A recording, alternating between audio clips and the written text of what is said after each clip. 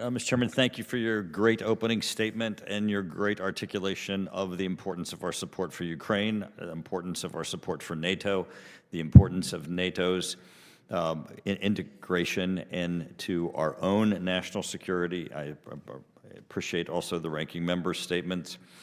I appreciate the chairman's statement with Chairman Wicker concerning the importance of the Supreme Allied Commander's position. General Cavoli, thank you for your great service as Supreme Allied Commander and the work that you have done. General Cavoli, we have nuclear weapons in Europe, do we not? Yes, we do. The number and the modification of them is classified, but their existence is not. It is important that the United States has those nuclear weapons there, correct? Yes, they fall under my command and control for that purpose, sir, as the commander of EUCOM. And so it is important that the United States have the position of Supreme Allied Commander because we have nuclear weapons in Europe. Sir,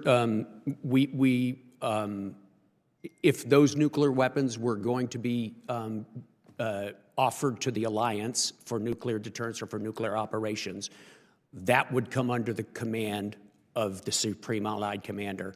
The way we're currently set up, I, as the commander of EUCOM, own the weapons, and I hand them to myself as the Supreme Allied Commander. That's possible because I am the same person and I am American.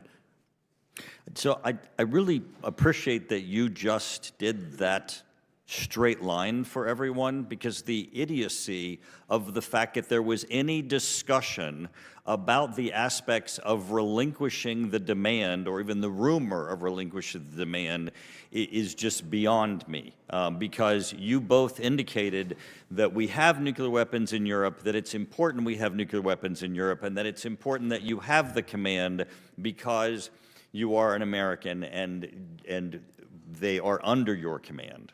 So beyond all the other aspects of its importance, which is important, all of which are incredibly important to our national security, that alone ought to just end all of the debate. So thank you for making that with such unbelievable clarity. There have been individuals who have unbelievably also stated that they don't understand why we have bases in Germany to defend Germany.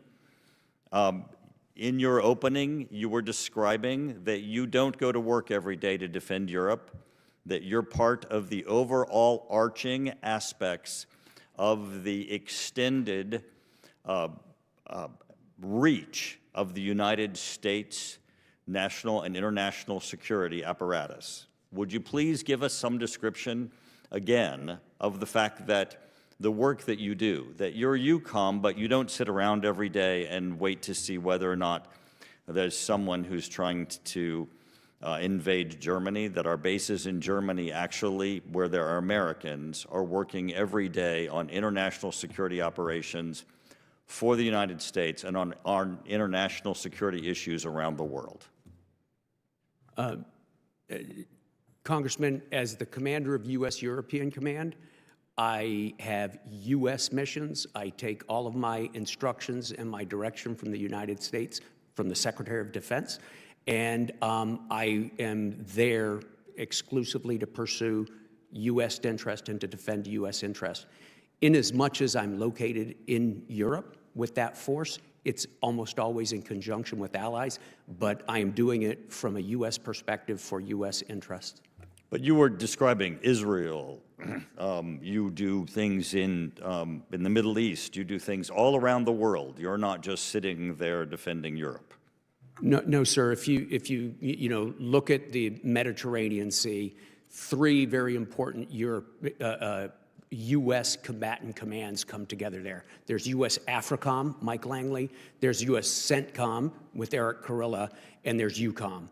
And the intersection of the boundaries of those three organizations demands that we work together. In the event EUCOM has the most bases and the most developed infrastructure to be able to support the other two. So obviously, I spend more time supporting General Langley in Africa than he spends, supporting me in Europe. This is as a result of the infrastructure, the bases, the forces we have located there, and very importantly, the government-to-government agreements we have that permit us to use non-U.S. territory to stage our operations. Mr. Chairman, thank you. That was very important, General. I appreciate that.